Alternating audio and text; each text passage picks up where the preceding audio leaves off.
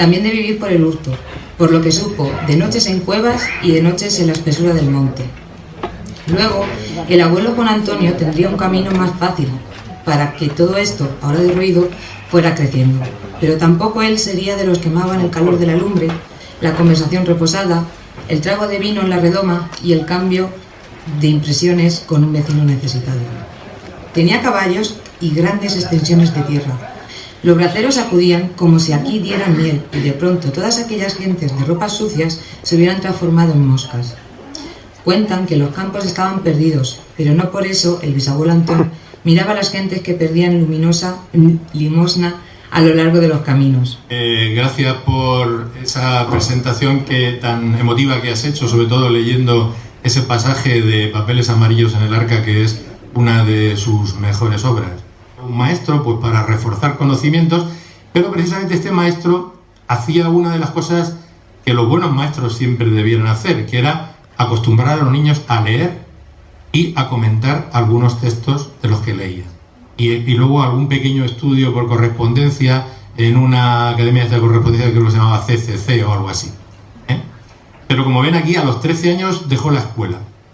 Tuvo que dejarla y dedicarse a ayudar en las faenas del campo, a pesar de la enfermedad que él tuvo cuando a los 6 años le pusieron una vacuna contra la poliomielitis y tal, y entonces, pues, y el tifus, y se quedó prácticamente inválido. Entonces podía hacer muy pocas cosas, pero aún así, pues tuvo que colaborar con ello.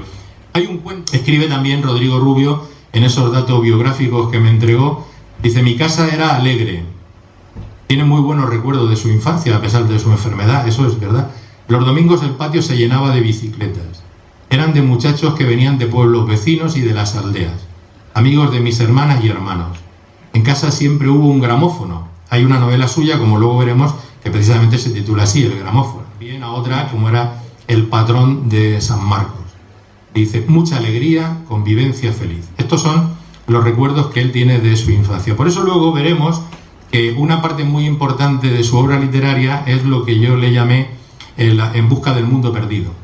Que ese mundo perdido precisamente son estos recuerdos alegres, felices, que él tenía de la infancia y que cuando se hizo mayor, pues lógicamente ya quedaban muy lejos, muy distantes. Porque resulta que a raíz de su fallecimiento, el hijo pequeño, Germán, dio a la prensa pues una nota biográfica del padre y cometió un tremendo desliz, el hijo. Yo no sé por qué le pasó eso.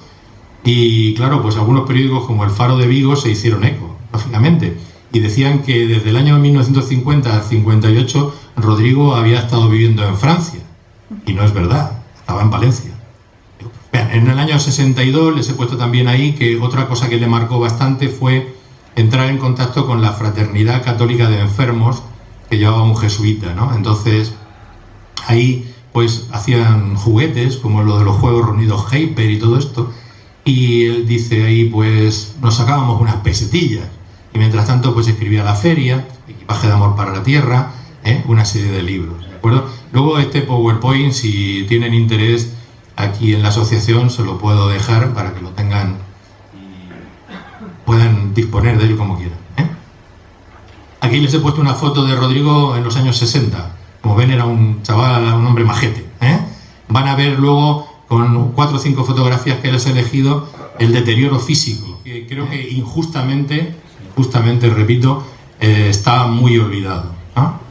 De la Asociación de Alumnos de la Experiencia, por acordarse de mí, por invitarme a participar aquí en mi tierra y sobre uno de los escritores que más quiero y que más he trabajado. Aquí este es Rodrigo Rubio cuando yo lo conocí, en 1976. En esa época solía llevar un buen bigote, luego se dejaba perilla, a veces se dejaba barba. Bien, otras cosas que él gustaba de hacer, por ejemplo, era asistir mucho a las cuervas literarias de la Casa de Castilla-La Mancha, en Madrid. En el año 78 lo nombraron miembro correspondiente del Instituto de Estudios Albacetenses, colaboró mucho en el ABC, en las provincias, pueblos y en radio y televisión. Durante los años 68 y 82 pues hizo una serie de guiones sobre historia, incluso sobre la dominación romana y los árabes y todo esto, y adaptó a la televisión Equipaje de amor para la tierra, en un programa que había sobre novelas. Éxito. También trabajó mucho en la revista Minusval, que era de minusválidos.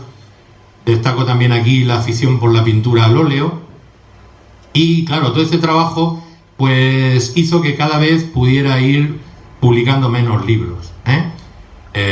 Bueno, influyó, pues ya estamos hablando de los años 80, que empieza un poco su declive como novelista conocido, no porque escribiera mal, sino porque ya no está en el mercado editorial.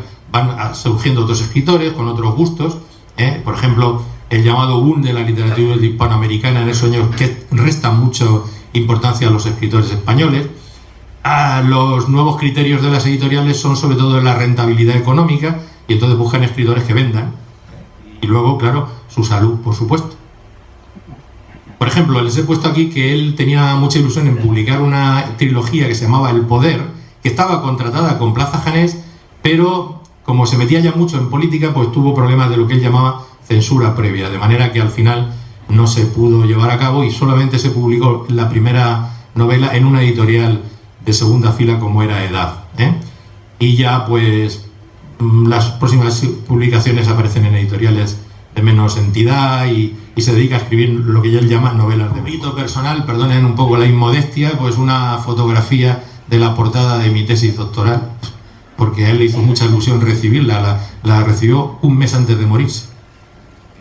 Y un tocho de casi 900 páginas, y entonces pues la verdad es que no sé si aquello aceleró la neumonía o no, pero bueno.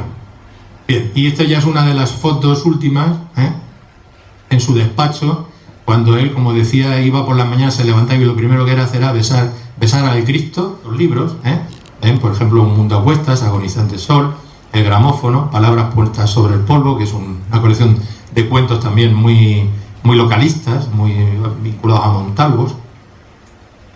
La feria, en una de las ediciones primeras que se hizo, la colección rotativa de Plaza Janés, y la feria de la edición del Instituto de Estudios Albacetenses, de que en una ocasión a un familiar mío, muy querido por mí, que ya no está entre nosotros, me dijo, déjame que lea algún libro de Rodrigo Rubio, y le dejé uno de los últimos, y cuando terminó de leerlo me dijo, me gusta cómo escribe, pero esto, tanto sexo y tanto erotismo, no me acaba de convencer.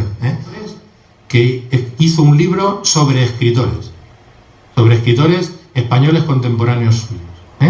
Era un manual muy simple, muy sencillo de leer, pero fíjense que está incluido en una colección de la editorial EPESA, que era editorial Prensa Española, en la colección Grandes Escritores Contemporáneos. Es decir, a Rodrigo lo consideran un gran escritor contemporáneo y como tal le piden que haga ese libro de ensayo, ¿vale?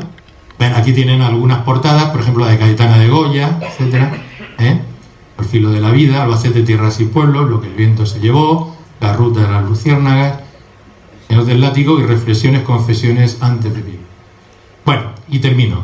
En esas reflexiones, y con esto acabo, Rodrigo Rubio hace referencia a la novela anterior, El señor del látigo, que dice que él estuvo a punto de no poderla terminar, porque Dios Padre lo estaba castigando por lo que decía de él, pero hizo todo lo posible por acabarlo. Y escribe Rodrigo, yo no quería dejarlo, yo quería terminarlo, aunque me llevara años de esfuerzo pasándolo mal. Yo, que soy creyente, aunque no acepte el que haya un Dios todopoderoso bueno, me temía que aquello, y sobraban muestras, era cosa de él. Si Dios me estaba castigando. Luego le doy las gracias por muchas cosas, por poderme levantar del sofá sin caerme, porque he podido escribir unos folios, y también y sobre todo cuando permite que con mi organismo algo estable baje una hora a la cátedra. Esas son de las últimas palabras de Rodrigo. Quédense con esta imagen, quédense con un hombre que luchó, que se esforzó al máximo por alcanzar su sueño, por hacer que su sueño fuera realidad, que lo consiguió y que hoy pues lo que nos queda es recordarlo, leerlo sobre todo y en la medida de lo posible contribuir a que no caiga en el olvido.